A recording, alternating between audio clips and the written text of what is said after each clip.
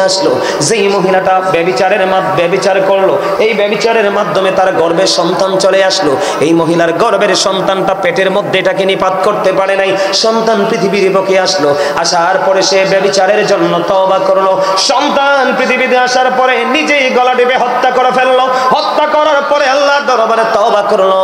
তওবা করে মুসা কালিমুল্লাহর দরবারে যখন গেল, মুসা কালিমুল্লাহকে প্রশ্ন করলো, গো আল্লাহর নবী মুসা, আপনি তো কালিমুল্লাহ, আপনি আল্লাহর সাথে কথা বলেছেন, জোরে জোরে কন্যা সুবহানাল্লাহ। আপনি আল্লাহর সাথে কথা বলেছেন, আপনি তো কালিমুল্লাহ। ও মুসা, আপনি বলে দেন আমি ব্যভিচার করেছি, তওবা করেছি, এই ব্যভিচারের মাধ্যমে সন্তান এসেছে, এটাকে প্রসব করে আমি নিজের হাতে হত্যা করে মেরে ফেলেছি। ও মুসা, আপনি বলে দেন আমার এই অপরাধ গুনাহ ক্ষমা মাফ করবে কিনা আমার আল্লাহ। এবার মুসা কালিমুল্লাহ সঙ্গে সঙ্গে মহিলাটাকে এখান থেকে বিতাড়িত করে দিল। যাও যাও যাও, আইসা গেট আউট, এখান থেকে বের হয়ে যাও।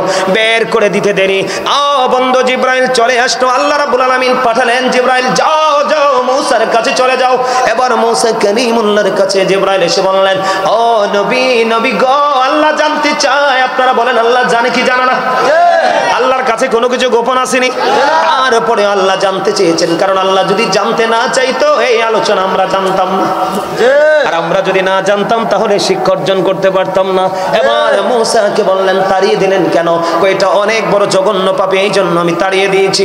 এবার জিব্রাইল ডেকে ডেকে বলে, ওগো নবী মুসা, আপনি জানেন আমার আল্লাহ খবর জানিয়ে দিয়েছে যেই ব্যভিচারিণী তওবা করে নেওয়াল মহিলার চাইতে নিকৃষ্ট হলো যে ইচ্ছে করে নামাজ ছেড়ে দেয়।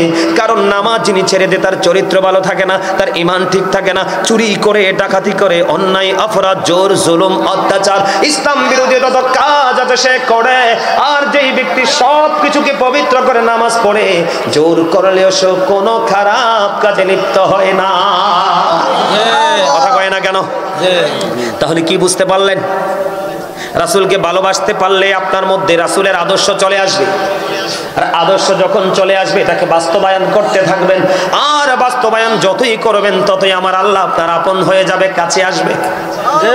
কথা বলে না বলে হুজুর ওই যে হাদিসটা বললেন, 1 বিঘা গেলে 1 গজ, 1 হাত গেলে 2 হাত, হাইটটা আসলে দৌড়াইয়া জলসায় বসলে তার চাইতে উত্তম জলসায়। তার মানে হলো আপনারা স্বপ্ন নিয়েছেন আল্লাহ গো, আল্লাহ আজকে জীবনের গুনাহগুলি তুমি মাফ করে দিও। কত মানুষ আজকে এখানে উপস্থিত হবে, যাকে তোমার পছন্দ হয় তার উসিলায় আমাকে তুমি কবুল করে নিও। বন্ধু, আপনি যখন এই কল্পনা করি হৃদয় থেকে প্রেমের আবেগ নিয়ে যখন আল্লাহর কাছে চিঠি লিখতে থাকবেন, হৃদয়ের কলম দিয়ে, হাতের কলম না, কিসের কলম? হৃদয়ের কলম দিয়ে লিখতে থাকবেন। আপনি লিখতে থাকবেন, আপনি স্বপ্ন দেখতে দেখতে দেখবেন আল্লাহ আপন হয়ে গেছে। হুজুর তার এক্সাম্পল কি? আপনি এক্সাম্পল হলো, এই প্র্যাকটিক্যালি এক্সাম্পল হলো আপনার আত্মার মধ্যে আসবে প্রশান্তি, চোখ দিয়ে চলে আসবে পানি। ও বন্ধু, নেক্সট ডে প্রতিদিন এরপর থেকে আপনি অন্যরা যেটা পারেন আপনি সেটা করতে পারবেন। অন্য মানুষ দোয়া করছে, আল্লাহ দোয়া কবুল করে না। আপনি ডাক্কা দিতে দেরি, আমার আল্লাহ ডাক শুনতে দেরি করবে না।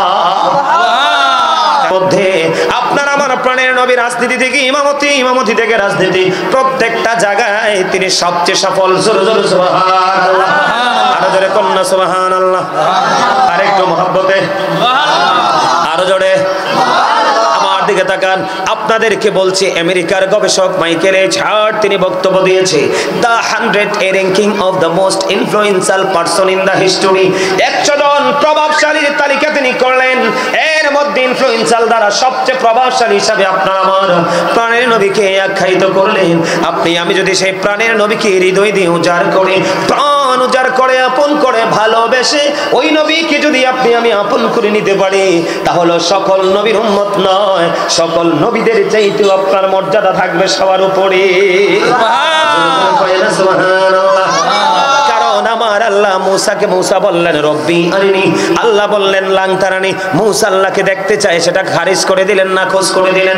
আর আপনার আমার প্রাণের নবী আমার আল্লাহর কাছে দাওয়াত চাইনি, কোরআন শরীফে আমার সামনে 15 পারা সূরা বনী ইসরাইলের প্রথম নাম্বার আয়াতে আমার আল্লাহ আল্লাহর হাবিবকে যে দাওয়াত দিয়েছে তার প্রমাণ মিলেছে। জোরে জোরে সুবহানাল্লাহ। শুধু প্রমাণ মিলেনি, আমার আল্লাহ বন্ধু মসজিদে হারাম থেকে মসজিদে আকসা পর্যন্ত তিনি ভ্রমণ করিয়েছেন, চারপাশ বরকতময় করে দিয়েছেন। আমার আল্লাহকে যদি আপনি প্রশ্ন করেন আল্লাহ কেন বরকতময় করলেন, আমার আল্লাহ উত্তর দিয়েছে কোরআন শরীফে 15 পারা সূরা বনী ইসরাইলের প্রথমে আমার আল্লাহ করে বরকতময় করে দিয়েছে এই জন্য আমি যেন আমার হাবিবকে আমার নিদর্শন দেখাতে পারি। সুবহানাল্লাহ। এখান থেকে কি বোঝা গেল? আমি আপনাদেরকে চারপাশ থেকে একটু একটু করে এক্সাম্পল দেই। আমার নবীর শান মান, নবীকে রাজি করতে হলে আপনাকে আল্লাহ পেতে হলে রাজি করতে হবে রাসূলকে, আর রাসূল রাজি হলে অটোই আমার আল্লাহ রাজি হয়ে যায়। তার একটা এক্সাম্পল, আপনি নবীর সাথে প্রেম লাগান, বলেছে প্রেমের কথা কে? আল্লাহ। আল্লাহর কোরআন থেকে প্রমাণিত, ঠিক কিনা বলে? আমার আল্লাহ বলে দিয়েছে। একটা এক্সাম্পল আমি আপনাদেরকে দেই বন্ধু, মদিনায় থাকা অবস্থায় আপনার আমার প্রাণের নবী, ও বন্ধু আপনার আমার প্রাণের নবী 27টা যুদ্ধ করেছেন, এর মধ্যে বড় হলো সবচেয়ে উহুদের যুদ্ধ। উহুদের যুদ্ধে আমার নবীজির দান মোবারক শহীদ হয়ে গেল, রক্ত মোবারক প্রবাহিত হতে লাগলো। এবার ও বন্ধু মালিক বিন সিনান দেখে সহ্য করতে পারলো না, আমার নবীজির রক্ত মোবারক চষতে শুরু করলেন। আমার নবী আপনার নবী দু জাহানের বাদশা নবী রাহমাতুল লিল আলামিন, তিনি বললেন রে মালিক বিন সিনান রক্ত খেও না, রক্তগুলো ফালায়া দাও।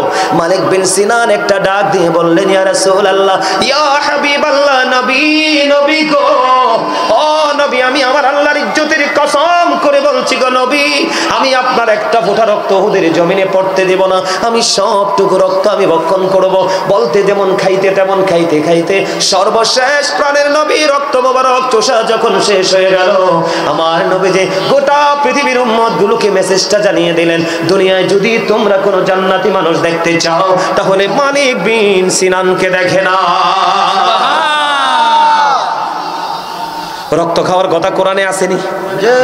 আছে। কেউ কইছে নাই? আছে? কথা বলেন আছে? নাই। কিন্তু ওই যে প্রেমের বলছি যে প্রেমের কোনো দলিল লাগে না, কি লাগে না? দলিল লাগে না। প্রেমের কোনো দলিল লাগে না, প্রেমের কোনো দলিল হয় না।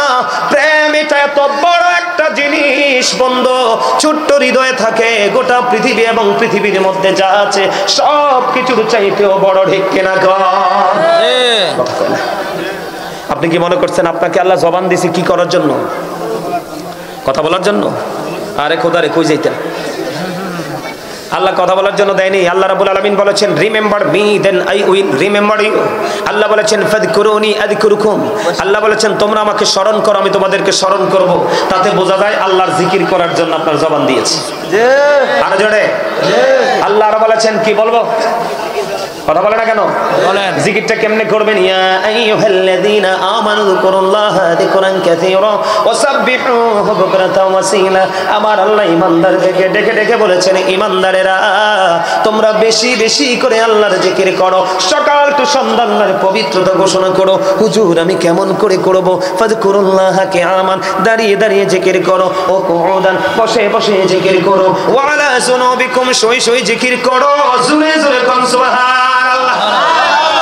তাহলে জিকির বেশি বেশি করতে হবে, কোনো কন্ডিশন নাই। দাঁড়ায়া থাকলে দাঁড়ায়া, বৈশা থাকলে বৈশা, শুইয়া থাকলে শুইয়া, ঠিক কিনা বলায়? কারণ হলো বন্ধু জিকির হলো ইমানদারের জন্য ফরজ। কথা কয় না? জিকির কি ইমানদারের জন্য ফরজ।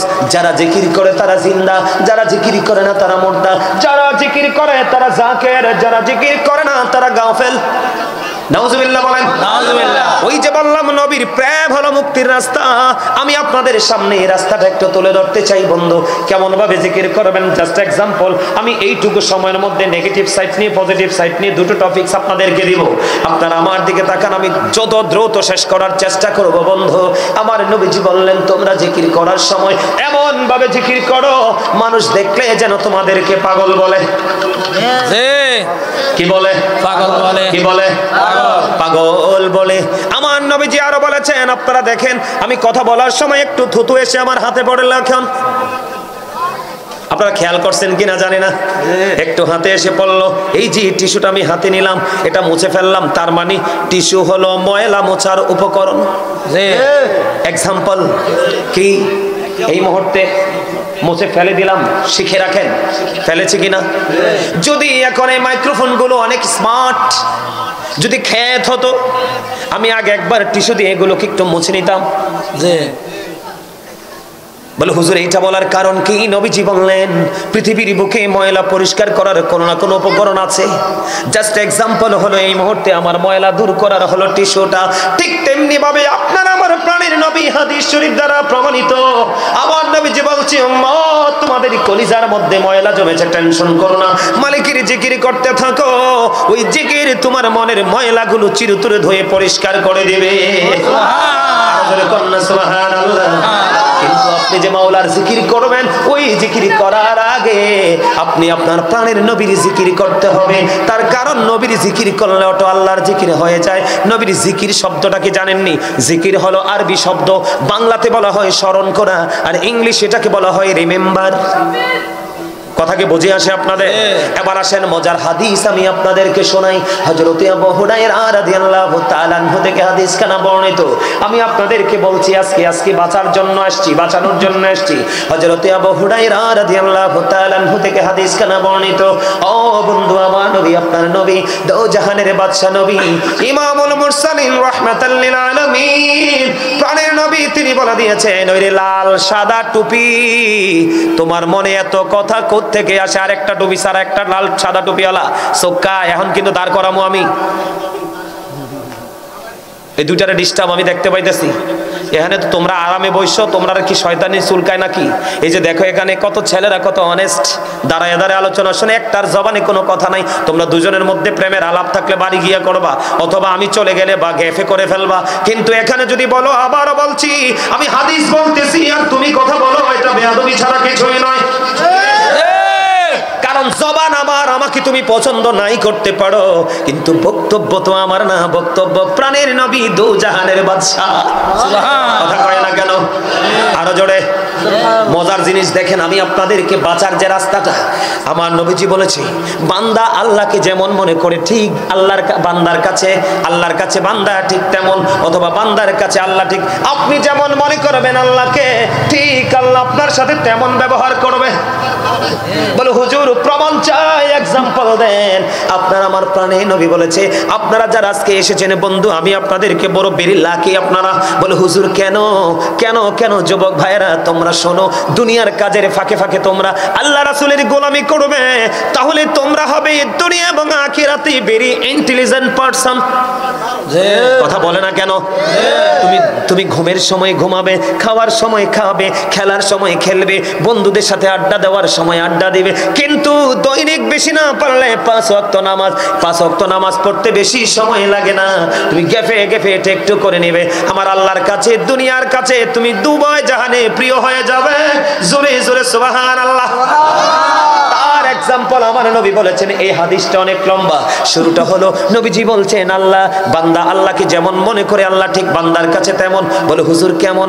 আমার আল্লাহ রাসূল জানিয়েছে, কেউ যদি জিকির করতে করতে আল্লাহর দিকে 1 বিঘা পরিমাণে এগিয়ে আসে, আমার আল্লাহ বলেছে হাবিব আপনি জানিয়ে দেন, আমি আল্লাহ আমার ওই বান্দার দিকে 1 গজ জায়গায় আসি। সুবহান। আরে বুখারী শরীফের হাদিস, হাদিসের রাবি হলো আবু হুরায়রা। কি মজা দেখেন, আমার আল্লাহ ডেকে বলে হাবিব আপনি জানিয়ে দেন, আপনি জানিয়ে দেন, আমি আল্লাহ কথা দিলাম, কেউ যদি আল্লাহর জিকির করতে করতে আল্লাহর দিকে 1 বিঘা পরিমাণে গিয়ে যায়, আমার আল্লাহ কথা দিয়েছে হাবিব আপনি জানাইয়া দেন, আমি আমার ওই বান্দার দিকে 1 গজ পরিমাণে গিয়ে আসি। তার মানে আপনি 1 বিঘা গেলে আমার আল্লাহ 1 গজ আসে। এবার আমার নবীজিকে আমার আল্লাহ বললেন, নবীজি হাদিস শরীফ দ্বারা জানিয়ে দিলেন, ও পৃথিবীর উম্মত, ও বন্ধু, ওই জায়গার নাম কি? আলিপুর। কথা কয় না কেন? আলিপুর পড়বো পাড়া।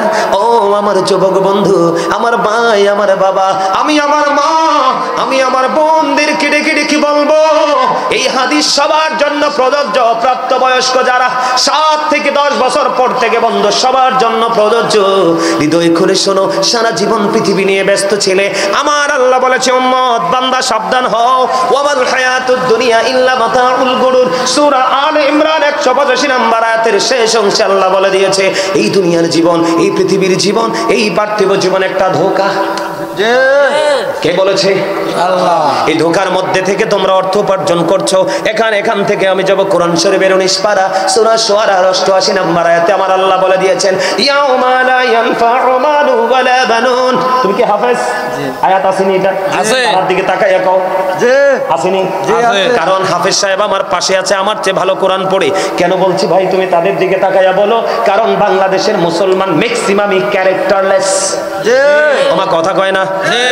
যদি হুজুরের ওয়াজ যদি তার এগেইনস্টে চলে যায় মিম্বার থেকে নামায়া দেয়। জি।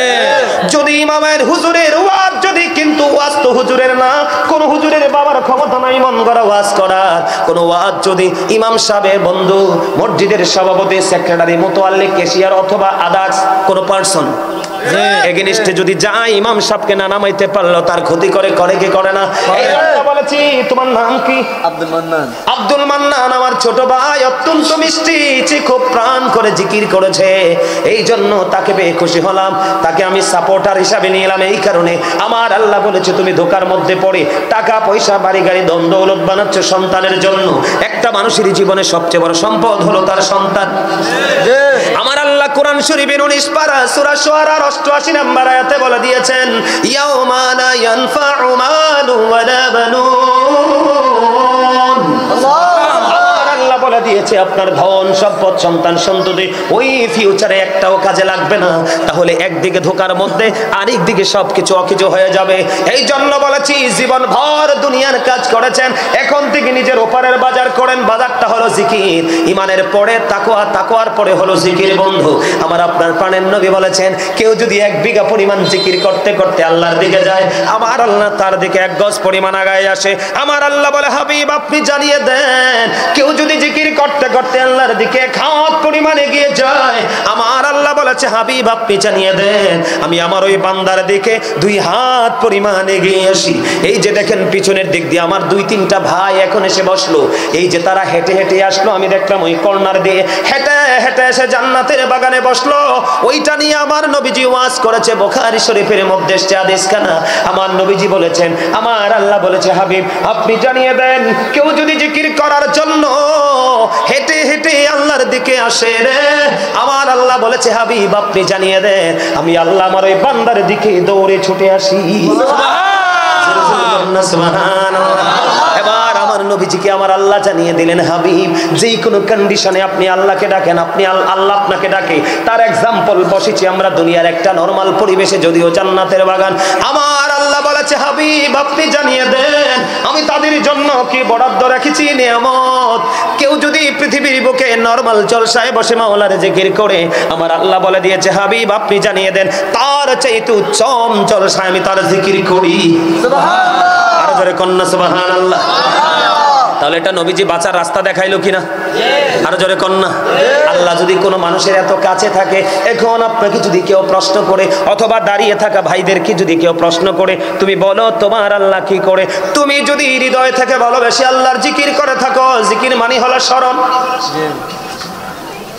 তুমি যদি জিকির করে থাকো, তোমাকে যদি কেউ প্রশ্ন করে বলো তো আল্লাহ কি করে, তুমি বলে দিবা আমার আল্লাহ এখন আমার জিকির করে। কারণ আল্লাহ বলেছেন ফাযকুরুনি আযকুরুকুম। জোরে জোরে কন্না সুবহানাল্লাহ। এবার আমি আপনাদেরকে বলে দেই যে হুজুর জিকিরটা কি বলে। সুবহানাল্লাহ বলা জিকির, আলহামদুলিল্লাহ বলা জিকির, আল্লাহু আকবার বলা জিকির, লা ইলাহা ইল্লাল্লাহ বলা জিকির। কাউকে ভালো কাজের জন্য ডাকা এটাও জিকির, কাউকে মন্দ কাজ থেকে থামিয়ে দেওয়া এটাও জিকির, নামাজ দাঁড়িয়েছো ওটাও জিকির, হজে গেছো ওটাও জিকির। হজ হলো জিকিরের জুলুস, কারণ বিভিন্ন জায়গা পরিদর্শন করতে হয়।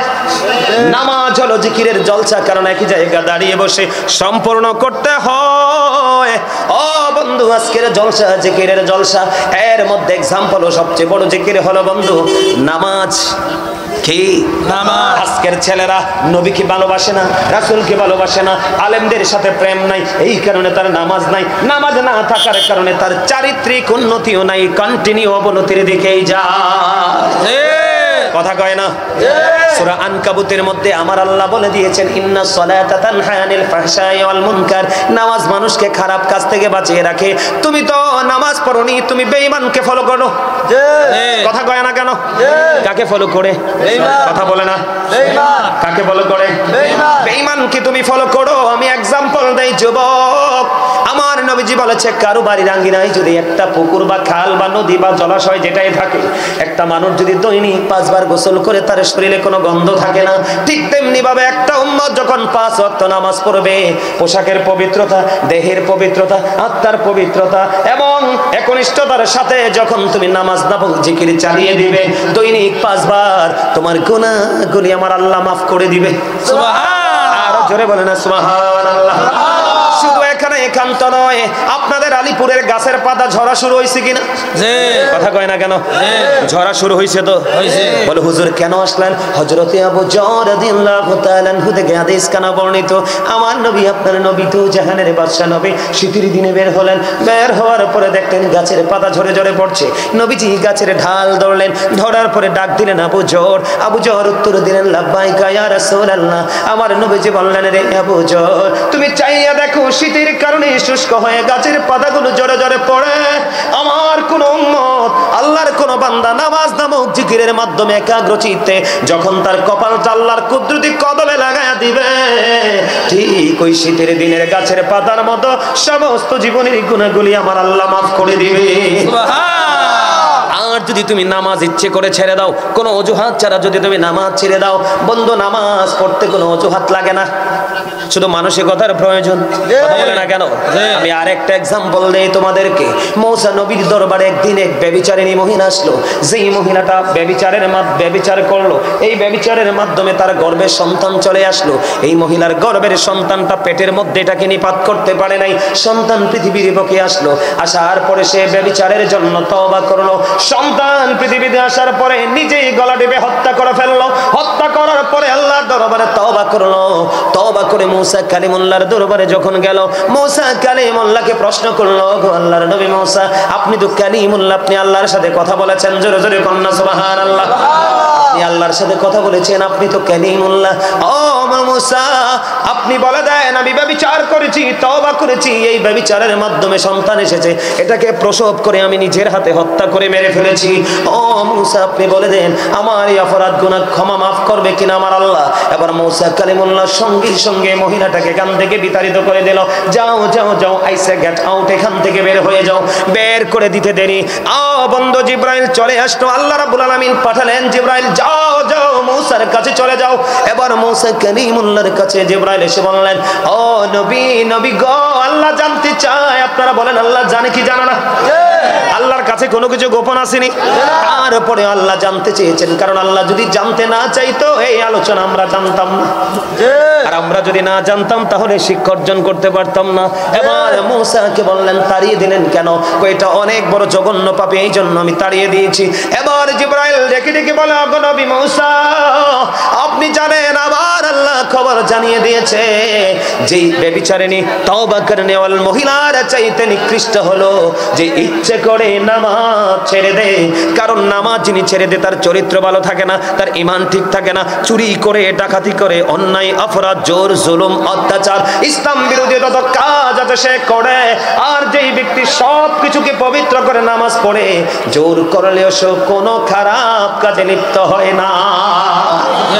কথা কয় না কেন? তাহলে কি বুঝতে পারলেন? রাসূলকে ভালোবাসতে পারলে আপনার মধ্যে রাসূলের আদর্শ চলে আসবে। আর আদর্শ যখন চলে আসবে এটাকে বাস্তবায়ন করতে থাকবেন। আর বাস্তবায়ন যতই করবেন ততই আমার আল্লাহ আপনার আপন হয়ে যাবে, কাছে আসবে। কথা বলে না বলে হুজুর ওই যে হাদিসটা বললেন, 1 বিঘা গেলে 1 গজ, 1 হাত গেলে 2 হাত, হাইটটা আসলে দৌড়াইয়া, জলসায় বসলে তার চাইতে উত্তম জলসায়। তার মানে হলো আপনারা স্বপ্ন নিয়েছেন আল্লাহ গো, আল্লাহ আজকে জীবনের গুনাহগুলি তুমি মাফ করে দিও। কত মানুষ আজকে এখানে উপস্থিত হবে, যাকে তোমার পছন্দ হয় তার উসিলায় আমাকে তুমি কবুল করে নিও। বন্ধু, আপনি যখন এই কল্পনা করি হৃদয় থেকে প্রেমের আবেগ নিয়ে যখন আল্লাহর কাছে চিঠি লিখতে থাকবেন, হৃদয়ের কলম দিয়ে, হাতের কলম না, কিসের কলম? হৃদয়ের কলম দিয়ে লিখতে থাকবেন। আপনি লিখতে থাকবেন, আপনি শব্দ দেখতে দেখতে দেখবেন আল্লাহ আপন হয়ে গেছে। হুজুর তার এক্সাম্পল কি? আপনি এক্সাম্পল হলো, এই প্র্যাকটিক্যালি এক্সাম্পল হলো আপনার আত্মার মধ্যে আসবে প্রশান্তি, চোখ দিয়ে চলে আসবে পানি। ও বন্ধু, নেক্সট ডে প্রতিদিন এরপর থেকে আপনি অন্যরা যেটা পারেন আপনি সেটা করতে পারবেন। অন্য মানুষ দোয়া করছে, আল্লাহ দোয়া কবুল করে না। আপনি ডাক্তার দিতে দেরি, আমার আল্লাহ ডাক শুনতে দেরি করবে না। কারণ আল্লাহ যাদের আপন হয়ে যায় তাদের হাত হয়ে যায় আল্লাহর কুদরতি হাত, চোখ হয়ে যায় আল্লাহর কুদরতি চোখ, কান হয়ে যায় আল্লাহর কুদরতি কান, পা হয়ে যায় আল্লাহর কুদরতি পা, সব তার আল্লাহ প্রদত্ত নূরের জ্যোতিতে বিরাজ করে। চাইতে দেরি আসতে দেরি হয় না, জোরে জোরে বলুন সুবহানাল্লাহ। আর আমাদের যুবকরা, এটা শুধু আপনাদের আলিপুর না, সারা বাংলাদেশের যুবক নষ্ট হয়ে গেছে। বলে হুজুর ভালো কি নাই, ভালো আছে, তবে ম্যাক্সিমামই নষ্ট, ম্যাক্সিমামই দুষ্ট, ম্যাক্সিমামই পথভ্রষ্ট। বলে হুজুর কেন গো? এখন কিন্তু আমরা ছেলেরা ইসলামের রং লাগায় না। রং লাগায় কিসের? বেঈমানদের। কার? বেঈমানদের। কথা কয় না কেন? আরো জোরে। আমার চুলগুলো ছোট কিনা দেখেন তো পিছন দিয়া, ছোট কিনা? গত পরশুদিন সেলুনে গেছি, যাওয়ার পরে চাইয়া দেখলাম সব বেঈমান কাফেরের ছবি, এখান থেকে ডিজাইন চয়েস করো। নাউজুবিল্লাহ কয় না? এগুলা কি ইমানদার না বেঈমান? বেঈমান। আরো জোরে। ও বেঈমান সম্পর্কে আল্লাহ ওয়াজ করতেছে, উইদ্দাত লিল কাফিরিন, বেঈমানদের জন্য বরাদ্দ হলো জাহান্নাম। আল্লাহ রাব্বুল আলামিন বলেছে you have to go to hell, তোমাদেরকে চলে যেতে হবে জাহান্নামে। ওরা কারা? ওরা বেঈমান, অনন্তকাল জাহান্নামে থাকবে। তাদের কোনো, তোমরা যদি মুত্তাকি হতে পারো, ও বন্ধু, জাহান্নামে যাবে বেঈমানকে ফলো করে, জাহান্নামে যাবে নেইমারকে ফলো করে, জাহান্নামে যাবে মেসিকে ফলো করে, জাহান্নামে যাবে বেঈমান কাফেরদের মধ্যে যারা বন্ধু সিঙ্গার আছে, স্টার আছে, ঠিক কিনা বলেন? অভিনেতা অভিনেত্রী আছে, তাদেরকে ফলো করে তোমার ঠিকানা করবে তুমি জাহান্নাম। আর যারা আজকের মাহফিল থেকে শিক্ষা নিয়ে আর যোগ্য, দক্ষ, কোয়ালিটিফুল পারসন, হক্কানি আলেম, এডুকেশন স্কলার যারা আছে, তাদের সাথে প্রেমের ডুরি লাগাবে। ওই প্রেমটা যাইয়া লাগবে মদিনাওয়ালার সাথে, আর মদিনাওয়ালার প্রেম যাইয়া লাগবে আমার মাওলার সাথে। তাহলে you are very successful people, ঠিক কিনা বলেন?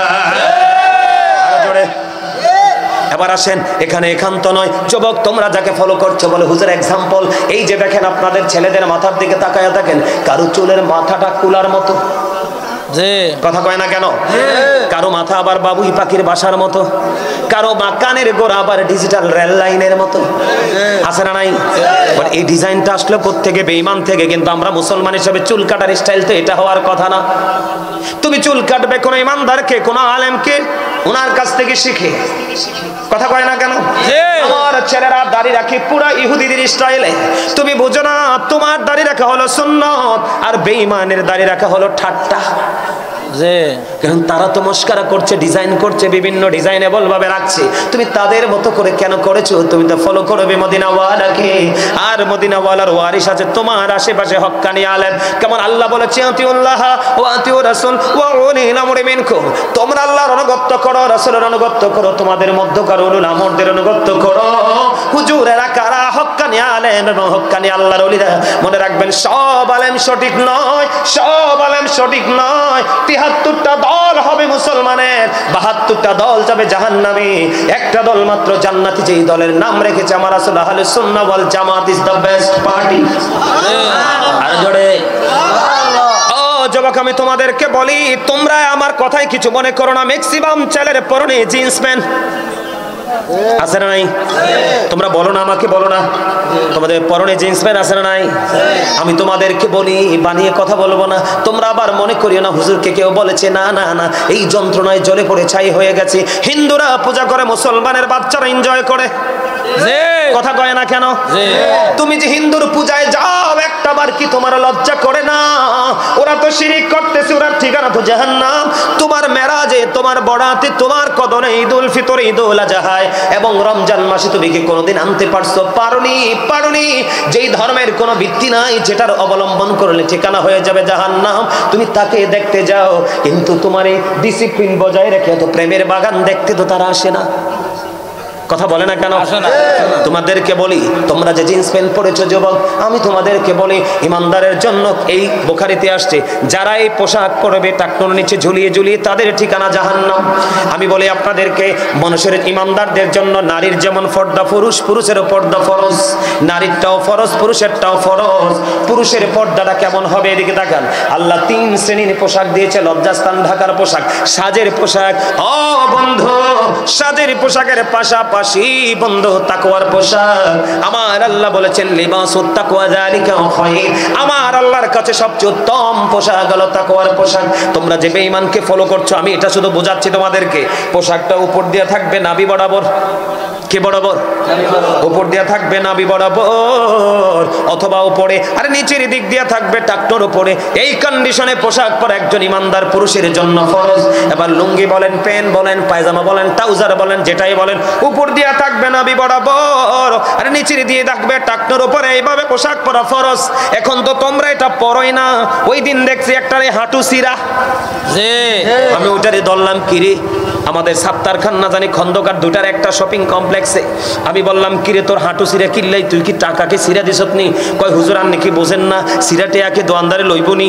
আমি কই তাইলে তুই বালা টাকা দিস, এটা সিরা ফ্যান ফিনছত কিনলাই। এতে কয় হুজুর এটা হলো ডিজিটাল স্টাইল। নাউজুবিল্লাহ। এটা তুমি ইমানদার হিসাবে তোমার জন্য ফরজ। বলে হুজুর আপনি কেন জিন্স প্যান্টটাকে মেইন করলেন? এটার কারণ আছে বন্ধু। লুঙ্গিকে বড় ছোট করা যায়, ট্রাউজারকে বড় ছোট করা যায়, কিন্তু জিন্স প্যান্টটা একটা অসভ্য পোশাক, তোমার ঠিকানা হবে জাহান্নাম। এবং হাদিস শরীফের মধ্যে এসেছে, রাসূল বলেছে আল্লাহ 3 শ্রেণীর মানুষকে ক্ষমা করবে না।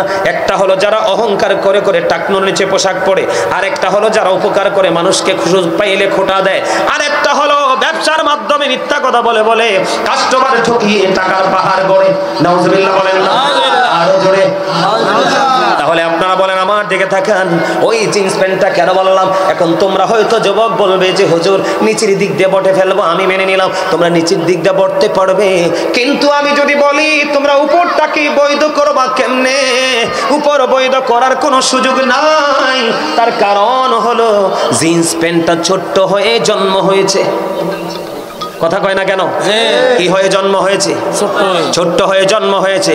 এখন তোমরা ফলো করছো এই ফ্যানের আবিষ্কারককে জানো? বেঈমানেরা। তারা এই ফ্যান আবিষ্কার করে মুসলমান পুরুষের ফরজ কেড়ে নিয়েছে। তারা ব্রাশ আবিষ্কার করে মেসওয়াককে হত্যা করেছে। কিন্ডারগার্টেন আবিষ্কার করে ফুরকানিয়া মাদ্রাসাকে হত্যা করেছে। আমার বাঙালি নারীরা আমরা ছোট্ট থাকতে দেখেছি মা চাচিরা মোটা মোটা কাপড় পরতো, যা পরলে অঙ্গ দেখা যাইতো না। এখন ওড়না শাড়ি বের করেছে, তাদের পাতলা অঙ্গ দেখা যায়।